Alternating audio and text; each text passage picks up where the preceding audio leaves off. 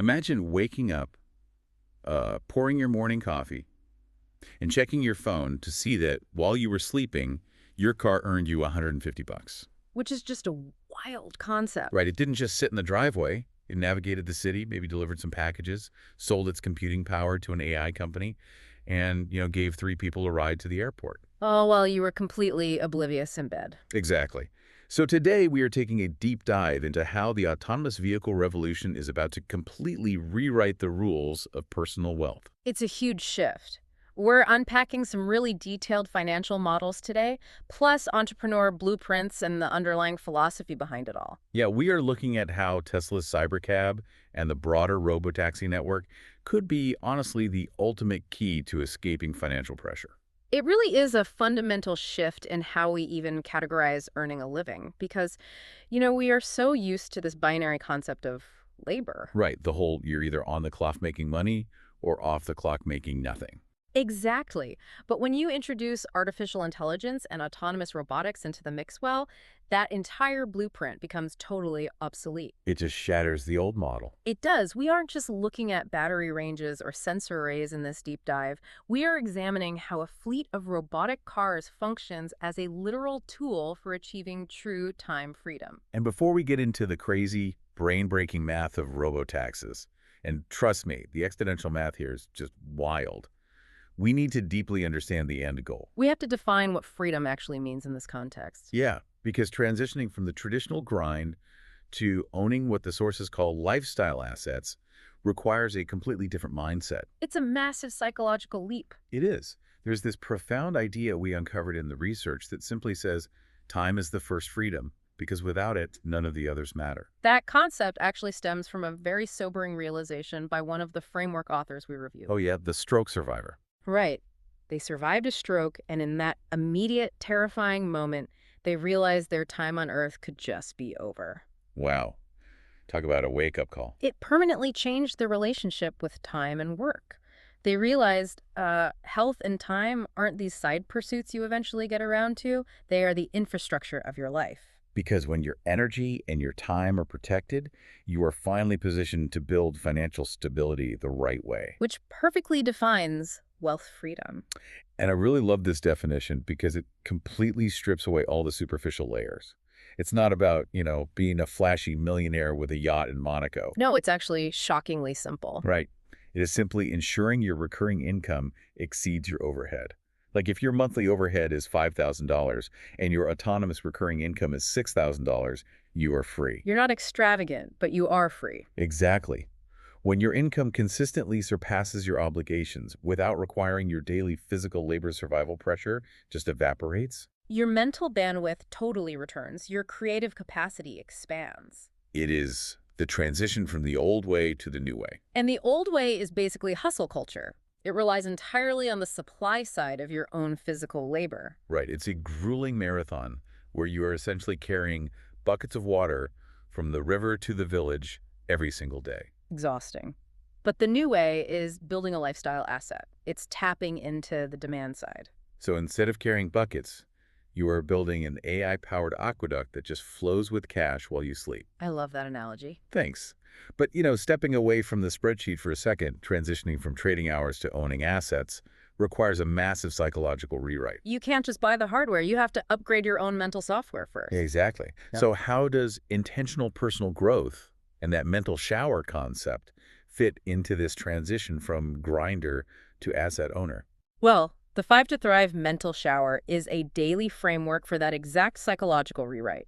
It involves daily coaching, positive reinforcement, asking yourself thought-provoking questions, identifying your main priorities for the day, and scoring yourself. It sounds like a lot, but the analogy from the sources is pretty visceral. Yeah, you wouldn't skip a physical shower for days on end because the results would be obvious and, frankly, highly unpleasant. Right, nobody wants that. Yet people skip their mental hygiene for decades. When you're stuck in the marathon mentality of trading time for money, your brain is conditioned to seek those immediate paychecks. Exactly. So the mental shower is the mechanism that washes away the panic of delayed gratification. Because without that daily mental reset, you just cannot make the mindset shift required to manage AI assets. You will panic, sell the asset, and go right back to carrying buckets. Yeah, back to the river.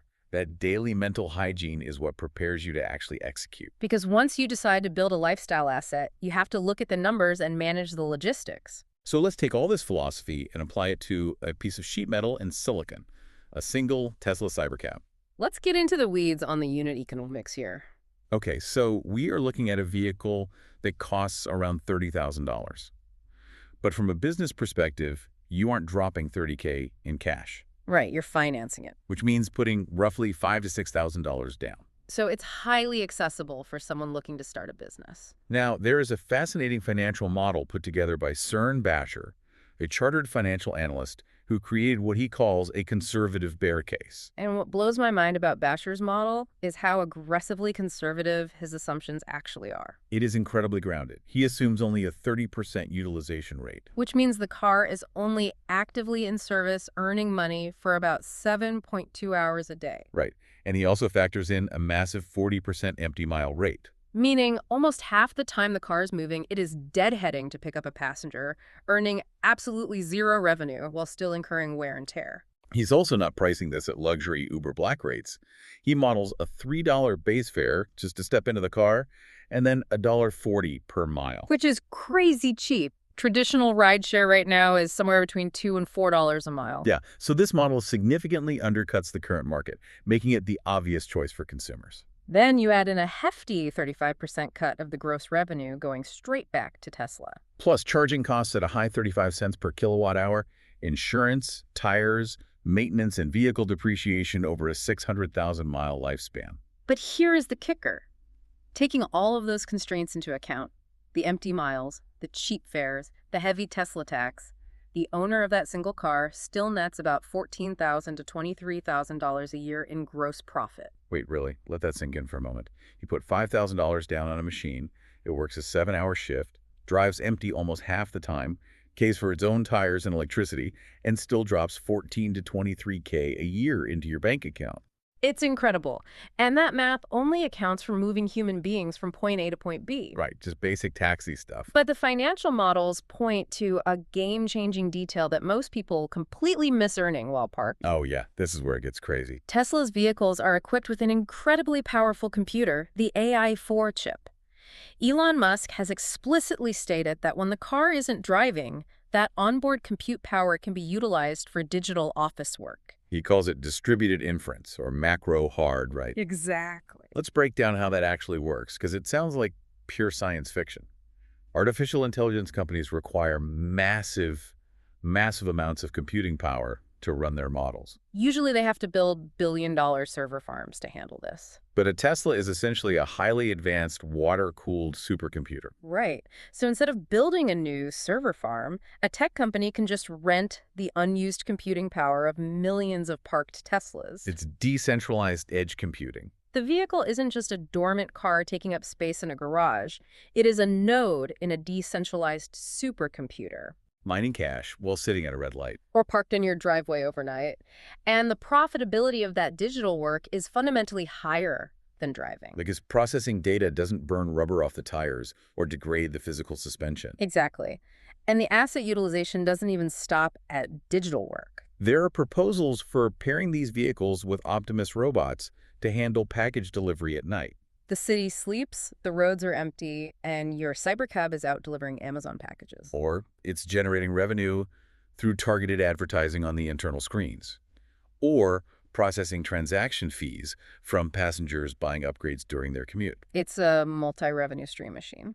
Okay, but I have to push back here because we need to be realistic. Sure. Netting, say, $2,000 a month on a single car is a fantastic side hustle. It covers your mortgage or pays for your groceries. Absolutely. But $2,000 a month doesn't equal this massive wealth freedom we just spent the first segment talking about. It doesn't let you permanently walk away from your job. That's a fair point. So how do we bridge that gap from a nice supplementary income to total life-altering financial independence? This is exactly where human intuition fails us. Our brains are wired for addition, not multiplication. Oh, right. We are transitioning from the linear math of one car to the exponential math of a compounding fleet.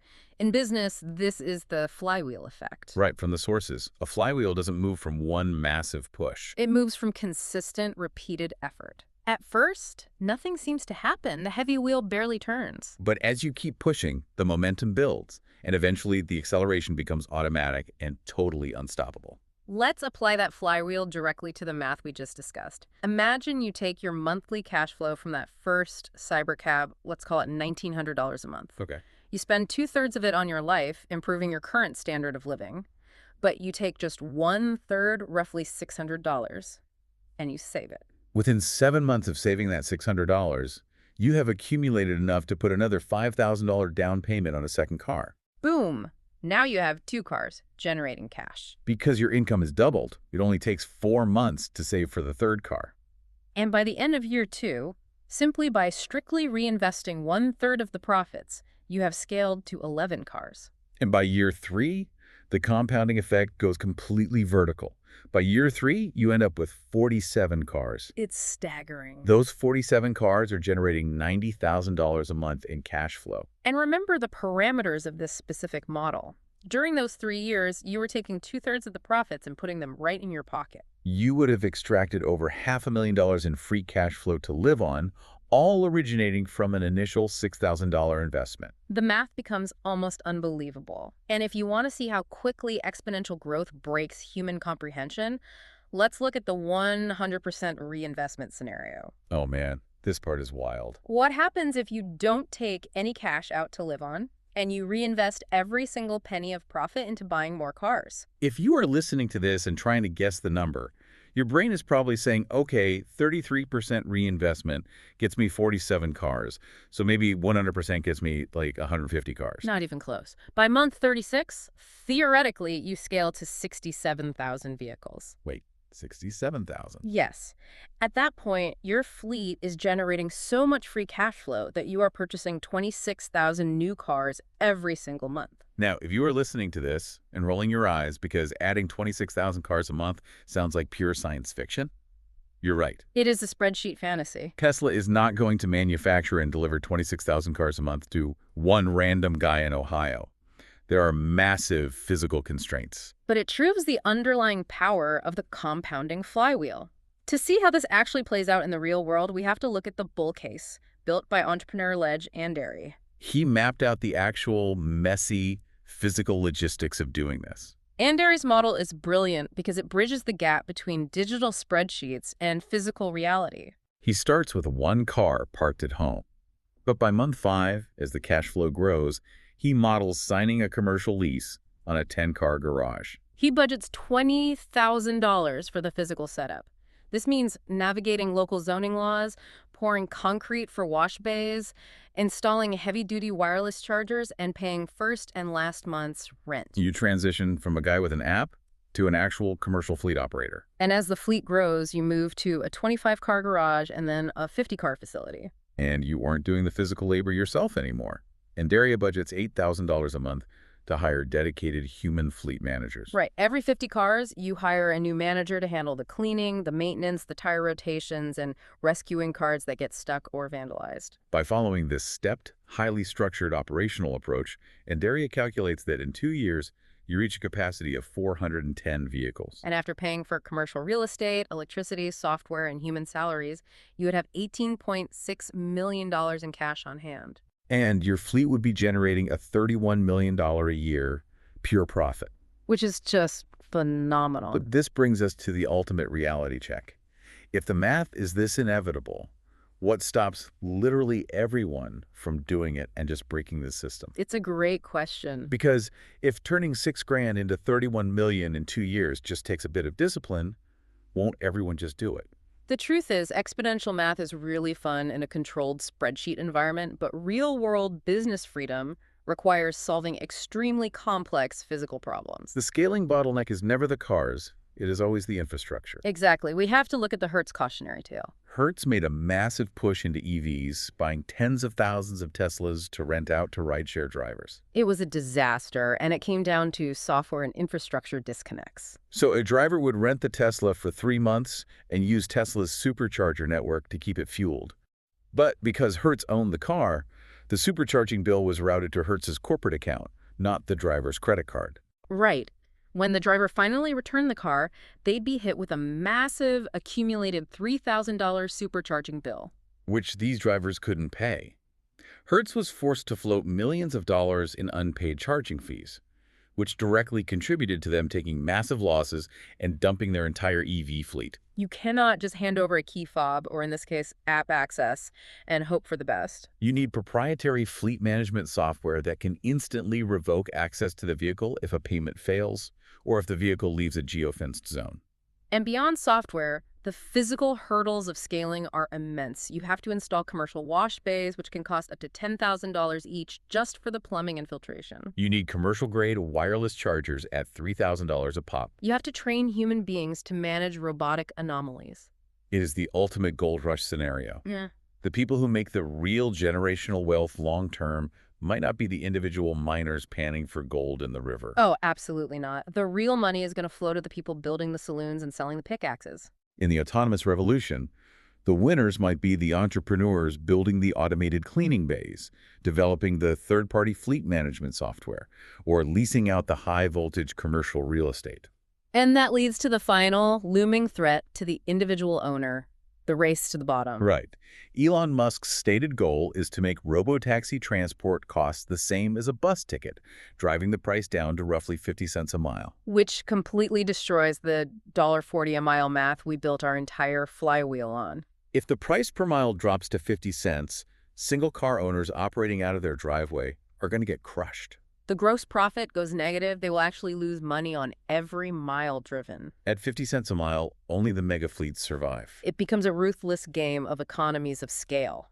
A mega fleet with 500 cars can negotiate commercial electricity rates down from 35 cents to 15 cents a kilowatt hour. They can drive their parking costs down by buying cheap industrial land outside the city limits. They will implement fully robotic cleaning systems to eliminate human labor costs entirely. If you are a single owner paying residential electricity rates and paying for individual car washes, your unit economics will literally collapse. Which brings this directly back to you, the listener. If you want this lifestyle asset, you can't just be a passive participant. You can't just click a button on an app, go to sleep, and wait for millions to roll in. You have to be a system builder. You have to transition from being a driver to being a shepherd of a fleet. You have to solve messy, real-world, physical problems, not just digital ones. And that loops us right back to the very beginning. Intentional personal growth. Managing a $30 million business with 410 vehicles, navigating zoning laws, and leading a team of human employees requires a completely different psychological makeup than working a traditional 9-to-5 job. As the sources say, growth is the system. Freedom is the outcome. Growth is the system. Freedom is the outcome. I love that. So let's summarize the incredible scope of what we've covered today. We covered a lot. We started with the profound desire for simple time freedom. The realization that time is the only non-renewable resource we have. And we looked at how buying a single $30,000 piece of AI hardware could serve as the foundation for that freedom. We walked through the mind-bending exponential math of the flywheel effect, where reinvesting profits can theoretically build a multi-million-dollar autonomous empire. But we also grounded that math in the brutal reality of physical infrastructure, software disconnects, and the ruthless economies of scale that will inevitably drive prices down. Ultimately, this is a massive paradigm shift from trading your physical labor for linear dollars to leveraging decentralized AI infrastructure to buy back your life. And the people who succeed in this new economy won't just be early adopters of shiny technology. They will be the ones who adapt their mindset to manage extreme complexity at scale. It is a totally different way of interacting with the world. So to leave you with a final lingering thought today. Yeah, think about this. If a car is no longer a depreciating piece of metal, sitting uselessly in your driveway 95% of the time, but instead becomes a revenue-generating robot that literally pays for your life and your freedom, what happens to the very concept of ownership? That's a huge question. In a decade, will buying a manually driven car feel as financially irresponsible as buying a horse to commute to work? Something to